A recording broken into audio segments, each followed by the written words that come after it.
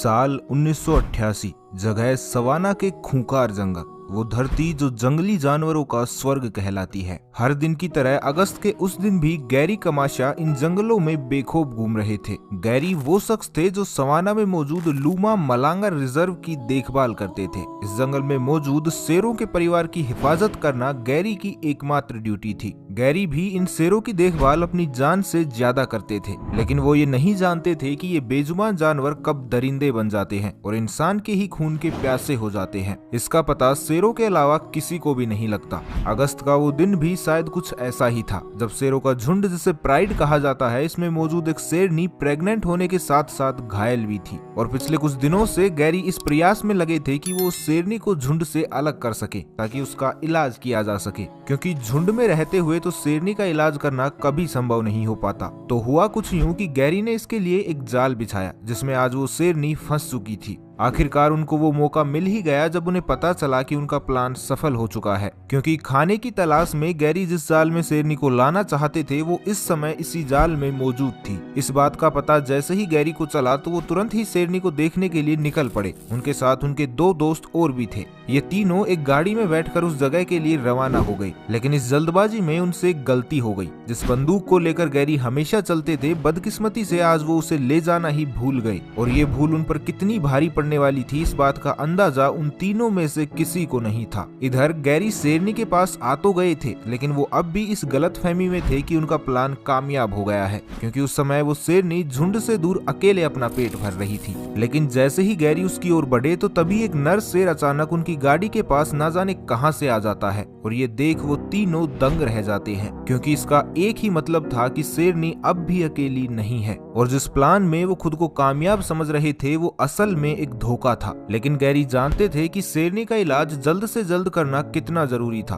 और ऐसा मौका उन्हें दोबारा इतनी जल्दी नहीं मिलने वाला था जब शेरों का झुंड अपनी शेरनी के बगैर कहीं दूर हो। अब सवाल ये था कि आखिर इस नर शेर को धोखा कैसे दिया जाए ताकि वो कुछ समय के लिए ही सही पर शेरनी से दूर तो रहे। तो इसके लिए गैरी ने सबसे पहले अपनी गाड़ी को कुछ इस तरह से पार्क किया कि शेर और शेरनी एक दूसरे को ना देख पाएं, क्योंकि अगर गलती से भी ऐसा होता तो शेरनी जो मांस खाने में व्यस्त थी वो अपने नर को देखकर सतर्क हो जाती। अपनी इस चाल में गैरी कामयाब भी हो गई, लेकिन नर शेर को दूर भगाना अभी भी टेढ़ी खीर था, और बिना शेर को दूर किए शेरनी का इलाज करना तो नामुमकिन। सबसे पहले तो गैरी ने अपनी गाड़ी की मदद से शेर को भगाने का प्रयास किया, लेकिन जब शेर फिर भी वहां से नहीं गया तो इस सिचुएशन में गैरी ने सोचा कि अब उनके पास बस यही एक रास्ता बचा है कि उन्हें अपनी गाड़ी से उतरकर खुद ही शेर को भगाना होगा। इसलिए वो खुद ही गाड़ी से उतर गए, लेकिन गैरी का गाड़ी से उतरना उनके लिए मुसीबत बन गया, क्योंकि गैरी को लगा था कि वो शेर को किसी भी चीज से डराएंगे और उनके उकसाने से शेर वहां से भाग जाएगा, जबकि इसके उलट ऐसा करने से शेर को खतरे का आभास हुआ और वो धीरे धीरे गैरी की ओर ही बढ़ने लगा।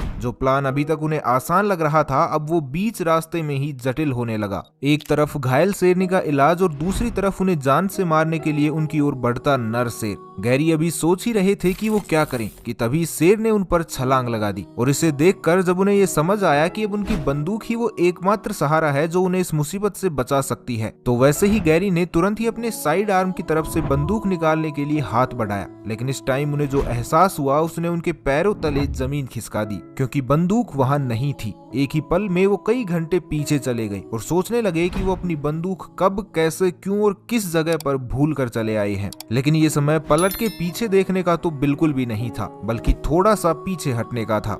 वक्त रहते गैरी भी पीछे हट गए, जिसकी वजह से शेर उनकी खोपड़ी तक नहीं पहुंच पाया और झटपटा कर जमीन पर जा गिरा। लेकिन इस खाली वार ने शेर को और भी ज्यादा खूंखार बना दिया था, इसलिए इस बार शेर ने गैरी की टांग पर हमला बोल दिया और उनकी टांग को अपने जबड़े में ऐसा जकड़ा जिससे गैरी की चीखें निकल गई। इधर धीरे धीरे शेर उन पर हावी होने लगा था और उधर घायल टांग की तकलीफ से गैरी लाचार और बेबस। गैरी को लगा जैसे अब उनका अंत नजदीक आ गया है, क्योंकि अब शेर के मुंह से अपनी टांग को छुड़ा पाना गैरी की पहुंच से बाहर हो चुका था। उधर शेरों के झुंड को गैरी के खून की गंध आने लगी। जहां अभी गैरी सिर्फ एक ही शेर का शिकार हुए थे, वहीं अब उनकी दावत उड़ाने के लिए कई और शेर भी उनके पास आने लगे। हालांकि गैरी के शरीर और जिगर में अपने आप को बचाने के लिए हिम्मत अब भी बाकी थी, इसलिए अब गैरी ने अपना पासा फेंका और वो एकाएक ही शेर के सबसे नाजुक हिस्से यानी उसकी आंख पर अपनी उंगलियों से हमला करने लगे, जिसमें वो कामयाब भी हुए। जब शेर अपनी आंख को बचाने के लिए अपने जबड़े की पकड़ को ढीली करने लगा तो गैरी समझ गए कि खुद को बचाने का इससे बेहतर तरीका उन्हें नहीं मिलने वाला। हालांकि इसके बाद भी शेर गैरी की टांग को छोड़ने के लिए तैयार नहीं था।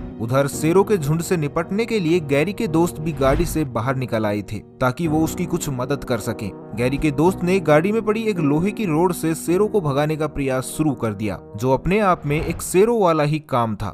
गैरी का दोस्त योहान शेरों के झुंड को भगाने में कामयाब भी हुआ, लेकिन गैरी की मुसीबतें अभी भी खत्म नहीं हुई थी। उनकी टांग धीरे धीरे उनके शरीर से निकल रही थी, जिसकी तकलीफ गैरी की चीखों से साफ समझ आ रही थी। गैरी की टांग से मांस ऐसे छूट रहा था जैसे मानो जलती हुई छुरी को मक्खन पर रख दिया हो। शेर के जबड़े ने गैरी की टांग की वो हालत कर दी थी कि इसके जबड़े से बच जाने के बाद भी गैरी का पैर किसी काम का नहीं रहता, क्योंकि इस हमले के बाद अनेक बीमारियां इसमें अपना घर बनाने वाली थी। खैर, अब फैसले की घड़ी आ चुकी थी। गैरी को तय करना था कि उन्हें अपनी जान बचानी है या फिर शेर के आगे हार माननी है, क्योंकि एक बार फिर से गैरी की टांग पर शेर की पकड़ मजबूत हो रही थी। दूसरी ओर भागे हुए शेरों का झुंड एक बार फिर से वापस आ रहा था और अब तो उनका दोस्त योहान भी थक हार कर गाड़ी में बैठ चुका था। शेर की पकड़ और झुंड का आना मतलब साफ था कि अब गैरी का अंत निश्चित है, लेकिन इस अंत को सुनिश्चित करना अब भी गैरी के हाथ में था। गैरी भी जानते थे कि ये मौका शायद उनके लिए आखिरी है, इसलिए उन्होंने अपने शरीर के कण कण से हिम्मत को इकट्ठा किया और एक जोरदार हमला शेर की आंख पर किया, जिसके वार से शेर तिलमिला गया और गैरी की टांग कुछ सेकंड्स के लिए छोड़ दी। इधर योहान ने भी अपनी गाड़ी का दरवाजा खोल दिया। उधर गैरी जिस जगह पर खड़े थे उन्होंने उसी जगह से छलांग लगा दी।